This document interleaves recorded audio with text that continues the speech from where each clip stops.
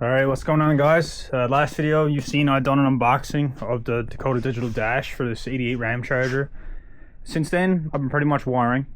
I ended up buying a universal 21 circuit harness on Amazon. You can buy painless, American Auto Wire, far from stock, whatever you want to buy. It's up to you. I went with this, seems to be working fine for me. So, I'll show you an example. This is part of the harness here. I actually cut it and put a Deutz connector in here. So this will run to the rear. I bought some loom, automotive felt tape. This is my 4x4 switch, and this will run to the rear section for lights, fuel gauge, four-wheel drive, and reverse lights. This will mount on the chassis frame rail. Alright, so the under hood is pretty straightforward. Everything comes out over there, the bulkhead connector. Which I do not have yet. I had a grommet in it first, I didn't really like it, so I went on Bellinger Motorsports and bought a 48 pin Deutz connector for the firewall. So various wires, some go down there onto the frame in that loom, and one goes to the starter, and two harnesses actually come over here. So one harness is for my high and low beams, the other harness is for the park lights and turn signals. That's mounted there. If I can get a light, decent light, I'll be able to show you guys.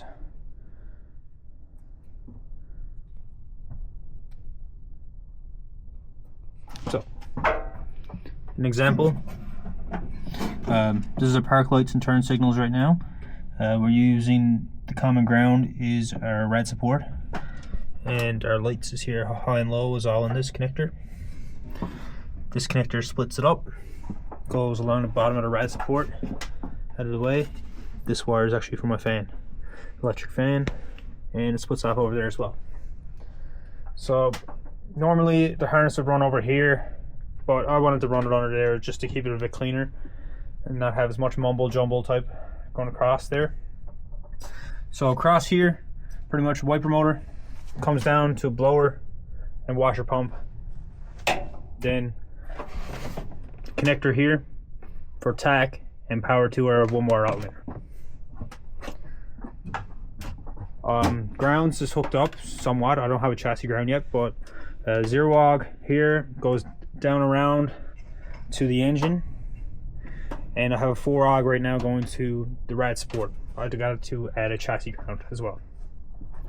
There's no hot power cables ran yet, but off our terminal here, it would come to 150 amp circuit breaker, which then will come around inside the fender, come over to our key on switch continuous duty solenoid.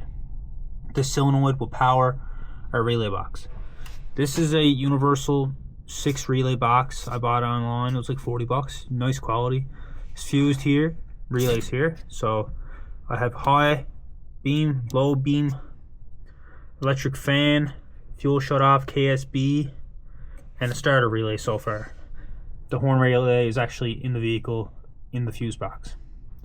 So as you can see, we don't have a fuse box out here, which is actually pretty nice. Keep everything exposed out of the elements. So we'll move inside now in a second.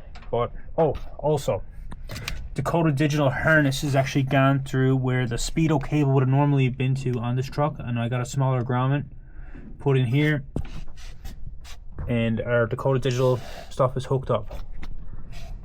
So we have our coolant sensor back here in the factory spot, and our oil pressure sensor is down here.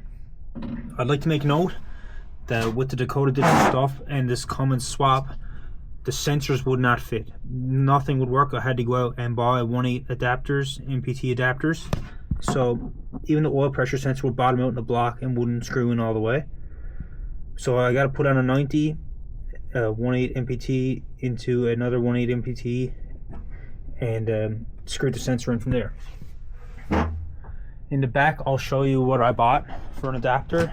So if you go online, this is a 3/4 pipe plug with a 1.8 MPT in on it. You'll need this for your coolant temp sensor if you buy the Dakota digital setup. So that's oil and water hooked up. Fuel gauge is not done yet, but it will be soon. Alright, so inside the truck, right now it's an absolute mess. I'm going to organize this out once I finish up the rear section. But here's what we got going on. We have our universal fuse box mounted up here. So what I did was I rib knotted 2 rib knots into the firewall and mounted it up here above the gas pedal. This is our horn relay down here. I used the factory Ramcharger flashers. And our wiring will end up running along the steering column. Over here, our high beam switch is all hooked up, ready to go. This works fine, I already tested this. Sorry, headlight switch, and our high beam switch is over here. These 2 wires here are for our electric fan. I'm still debating on what I want to do with this because I have a coolant sensor that can switch the fan on and off as well. So I'm leaving that for now. Over here, this is our factory connectors. Everything is wired in, same as it would be from factory. And I've connected and spliced them in from over here.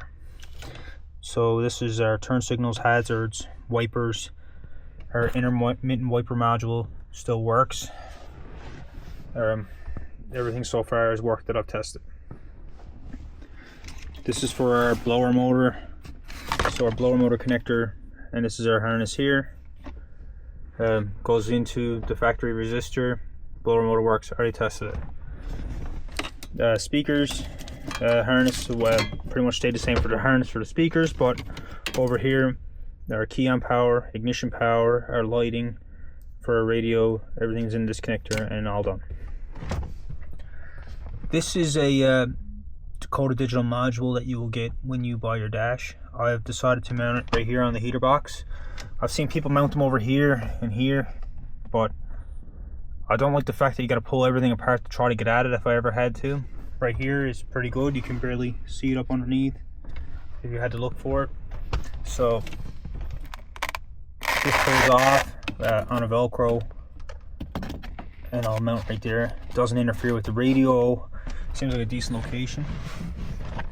I have to buy a TAC interface module, and that will be going in here on the side above our vacuum pot for our heater.